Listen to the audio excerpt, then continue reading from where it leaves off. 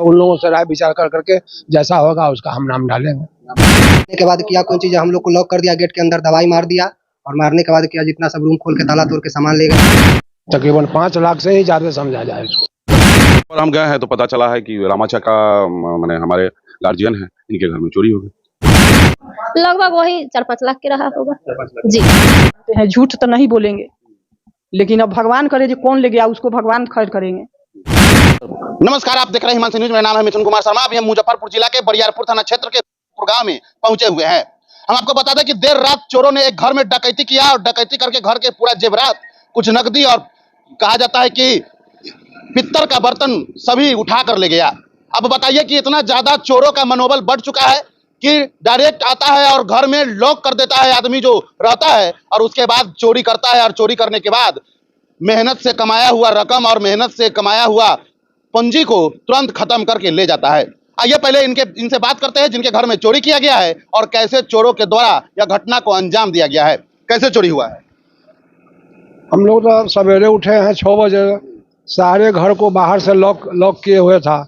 एक घर में जिसमें सामान था उस घर को ताला तोड़ करके, बड़ा ताला लगा हुआ था, कैसे तोड़ा उसको, भीतर में जाकर के सारा सामान, जेवर था, नकदी रुपया भी था और कीमती जितने भी सामान था वह सामान तकरीबन मैंने यह चोरी तकरीबन 5 लाख से ही ज्यादा समझा जाए इसको। तो मैं रात में कुछ घर में कोई लोग नहीं थे क्या? नहीं, हम लोग घर पर थे। घर पर बाहर से ताला मार दिया गया? सबको बाहर दिया, सबको बाहर से बंद कर। लगभग 5 लाख की क्षति है। 5 लाख से ऊपर की क्षति। आवेदन दिए कि नहीं थाना? नहीं, थाना अभी 112 आए हुए था, वो थाना पर बुलाया है, थाना पर जाकर आवेदन हम देंगे। अभी किसी पर शक, कोई पट्टी पटदार या कोई अलग लोगों पर शक, ऐसा कुछ? ऐसे तो हम देखा नहीं तो हम शक क्या करें, लेकिन कुछ गैंग है जिसका नाम हम थाना पर देंगे जाकर के।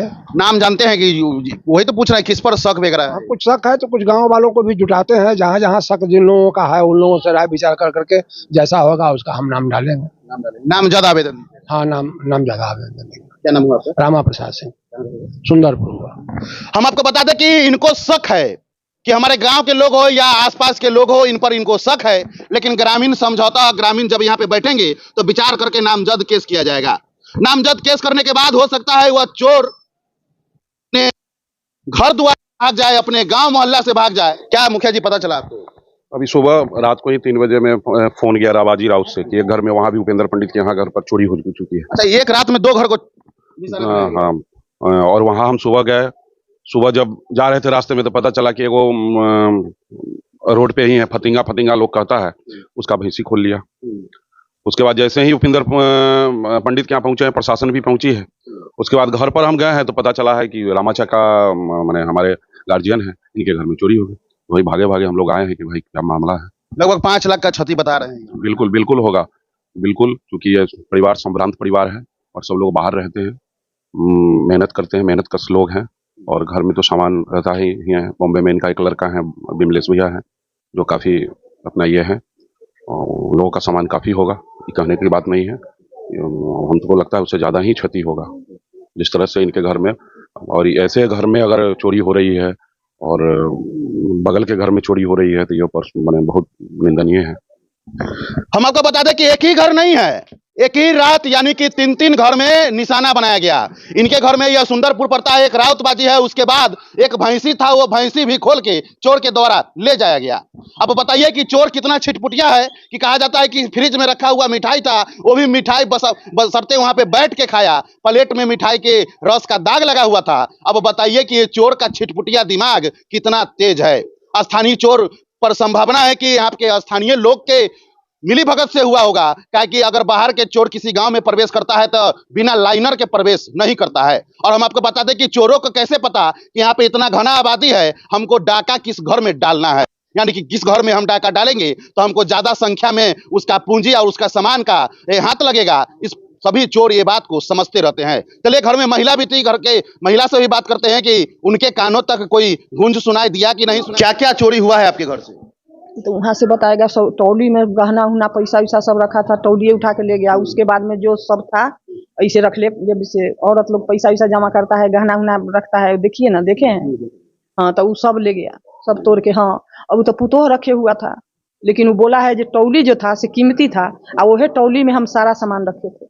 किसी पर शक वगैरह, किसी को नाम उम जानते हैं क्या, देखे होंगे? नहीं जानते हैं, झूठ तो नहीं बोलेंगे, लेकिन अब भगवान करे जो कौन ले गया उसको भगवान खैर करेंगे।